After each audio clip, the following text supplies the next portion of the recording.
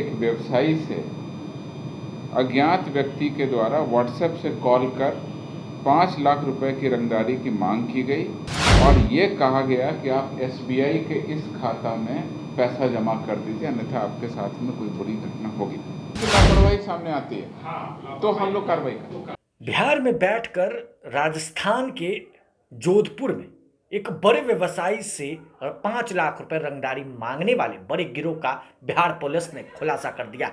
नमस्कार, मेरा नाम है रोहित वर्मा और आप देख रहे हैं लाइव स्टीज।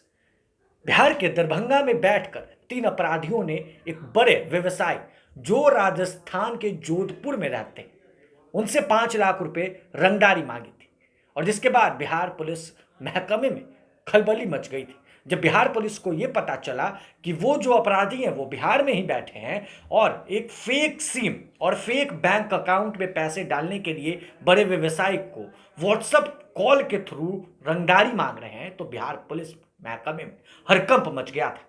जिसके बाद तीनों अपराधियों को बिहार पुलिस ने गिरफ्तार कर लिया है। सबसे पहले हम आपको सुनवाते हैं एडीजी मुख्यालय जितेंद्र सिंह गंगवार इस पर क्या कुछ कहते हुए नजर आ रहे हैं। जैसा कि आपको पिछले वीसी में बताया गया था कि दरभंगा जिला के रहने वाले एक मनीगाछी थाना क्षेत्र के अपराध कर्मी थे राकेश कुमार मिश्रा, जिसके द्वारा अंबानी समूह के एक अस्पताल को उड़ाने की धमकी दी गई थी। उसको पुलिस ने गिरफ्तार किया और 6 अक्टूबर को ही उसे गिरफ्तार कर मुंबई पुलिस भेजा गया।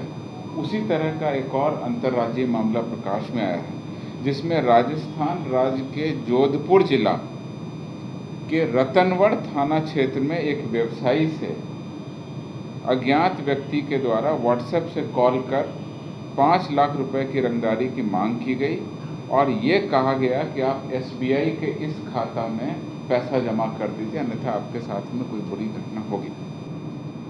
अनुसंधान के क्रम में राजस्थान पुलिस के द्वारा जब आगे छानबीन की गई तो पता चला कि अभियुक्तों के द्वारा एक फर्जी सिम लिया गया है। बिहार पुलिस ने भी उसका सत्यापन किया और उसी एक व्यक्ति के नाम पर सिम ले करके और उसी व्यक्ति के केवाईसी को यूज़ करके एक अकाउंट खुलवा लिया गया और उसके नाम पर ही ये कहा जा रहा था कि आप इस अकाउंट में पैसा जमा कर दीजिए और ये दूसरे के नाम से ही बैंक में खाता खुलवा के और उसमें पैसा जमा करा के उसको निकालने का अपराध करता था। ऐसे 3 अभियुक्तों को बिहार पुलिस के सहयोग से गिरफ्तार किया गया।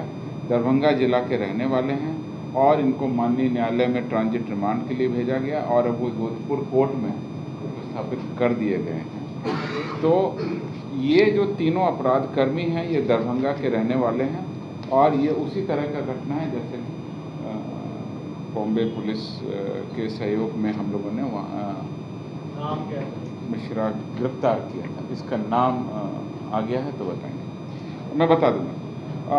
इसके अलावा पटना के गौरीचक थाना अंतर्गत गोलू होटल के पास में 3 अज्ञात ऐसा न हो और उस पर्टिकुलर खाते में जिसमें गड़बड़ी हुई, क्राइम हुआ, अगर उसमें उनकी लापरवाही सामने आती है तो हम लोग कार्रवाई करें। लापरवाही सामने आती है उसमें जांच की जाएगी कि भाई आपने अधूरा प्रिंट या आधा कॉपी या फेक फोटोकॉपी देखने से ही फेक लग रहा है तो आपको देखना चाहिए, आपको वेरीफाई करना चाहिए, आपको बोलना चाहिए कि भाई दूसरा कॉपी लाओ। कुछ तो एक मैकेनिज्म होनी चाहिए।